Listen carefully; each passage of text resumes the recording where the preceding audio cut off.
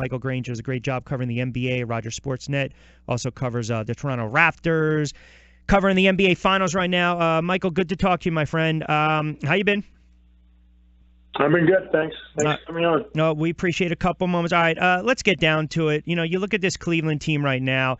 We can analyze it, break it all down. They're going a different animal in Golden State, you know, an offense we haven't seen in quite some time. I guess the first question I want to ask you is, I just thought going into these NBA Finals, it was going to be a really bad matchup for Cleveland. But are you surprised at just how dominant Golden State was in those first two games, and then their ability late in game number 3, where you just knew if Cleveland kept them in the game, they were going to find a way to win it?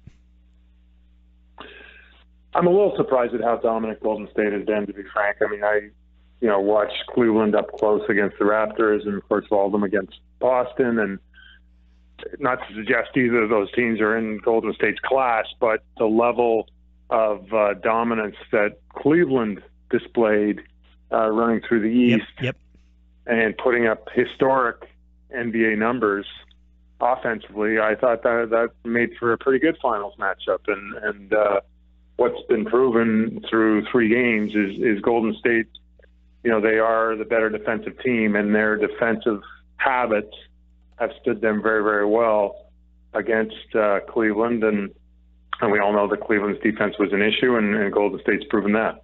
How much heat did Tyronn Lue take after Game 3? I mean, we talked about it at great length. Sometimes it's just hard when you're trying to get certain matchups, but he just, you know, the last several possessions, several moments of the game was just an utter debacle. But how much criticism is warranted when you start to put blame on the head coach after a Game 3 loss?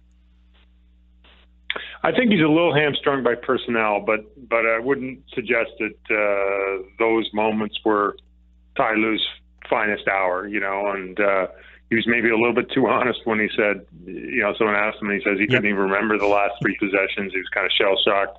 That's never a good look for a coach, even though, you know, it probably happens more than we think. And then you look at some of the video of those last few possessions, and you see a team with a lot of bad habits, and or at least displaying bad habits, and their best players, LeBron James being one of them, Kyrie Irving being another, Kevin Love being another, you know, being part of the problem instead of being part of the solution. And it's not just missing shots; it's you know the play that LeBron James made to get Kyle Korver a shot. And, you know, you look at that on video, and you know what? It was the right pass, but he passed it too late. He should have, you know, there's 1 or 2 dribbles more than he needed to be to get Kyle Korver an open look, and that allowed Steph Curry to get around the Kevin Love screen, and it wasn't that open a shot. And you know, Kyrie Irving, you should have, you know, you get that shot out quick, and it's a 2-for-1. You have another possession. Yep. So those little things add up, and is that coaching? Sure, he's got to take some of the blame too. I heard the halftime interview with Adam Silver, and he was asked basically, you know, is this good for the NBA? Because we always talk about the product being watered down. You had the players resting. Golden State, the rich get richer. They win 73 games last year, only 63 this year. But the X factor is they bring in Kevin Durant. You've been covering the league for a long time. What's the sentiment you get across the league about, I guess, I don't want to say the league being watered down, but just you know, that when you talk about when Silver says, hey, there's a bunch of talent across the board, yeah, well, 7 to 10 of those players are on basically 2 to 3 teams. I mean, do you feel this will be a problem, an issue for the NBA going forward?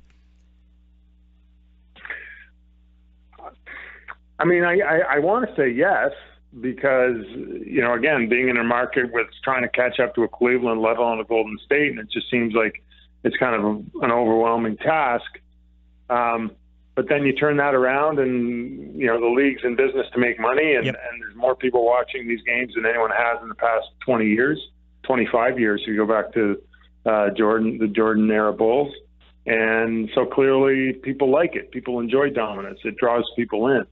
I think what's going to be really fascinating is this next round of kind of superstar musical chairs is if San Antonio can add a Chris Paul. You know, I don't know what Cleveland can do to add to their talent base right now. I think they're kind of stuck. But, there could be another move or two to be made out there that creates another super team that would be the rival that everyone would want to point to. But I think the problem you're always going to run into in the NBA, it's the reason this league has dynasties more than any other league, is you get one or two players, and you can completely change the face of your franchise. Right. And so the challenge the league has right now is they've tried to enforce parity through the CBA.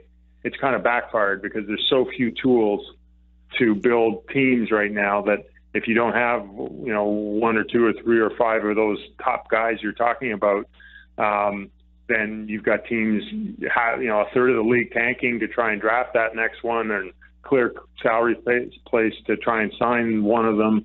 And so you have a league that it's supposed to be parity, but really you have 5 teams trying to win a championship and, 20 teams, realizing they can't. That's kind of a problem. Yeah, let's close on this. I know I got you for a couple more moments. You mentioned in certain markets, you're up in Toronto covering the Raptors, and you look at the Raptors, and it's unfortunate the one projected first-round selection they were looking at, Jonathan J.N., I believe it was, the Marfan syndrome. So that might be tough for him to overcome with that genetic disorder that typically affects the body's connective tissue. But from a basketball standpoint, I'm curious. Let me ask you this first of all. Can Toronto be a player for Paul George? I saw that scenario floated out there, and it's not inconceivable, just because the market for Paul George is probably a little less robust than you might think, just because nobody believes he's going to sign a long-term deal, and he wants to end up in LA in the first place. So, in that scenario, is Toronto well positioned to make a run at him as a rental? I think they are. They do have some really good young talent. They have all their draft picks going forward if they want to ship out a couple of those. So, if they want to make the boldest move imaginable, that would be it. And, they would be a pretty interesting Eastern Conference team. Would it be enough to take on Golden State? I don't know. Is it? Well, in closing, let me ask you this then. Good segue. Would it be enough to, when I say compete, not get swept by Cleveland, but take in the 7, win a series, get to the conference finals, or maybe get to the NBA finals? I mean, we look at teams like Washington, Boston, Toronto. We always hear this, they're going to be in the middle of the pack. They're going to be middling. Even if they win 50, they're not going to compete. Can Toronto, do you think going forward, LeBron's going to get older? It might not be today, tomorrow, or next year. Can Toronto be one of those teams that start to ascend up a little bit, like maybe Boston, like Washington? Or is it still Cleveland's conference? I could put it this way. If you could flip a switch and add Paul George to a roster that already includes DeMar DeRozan and Serge Ibaka and Kyle Lowry, not bad. I think that team that's pretty good. Not bad at all. Pretty good team. It'd be pretty exciting. Would they be together long enough to build the kind of cohesiveness you need to, win a title?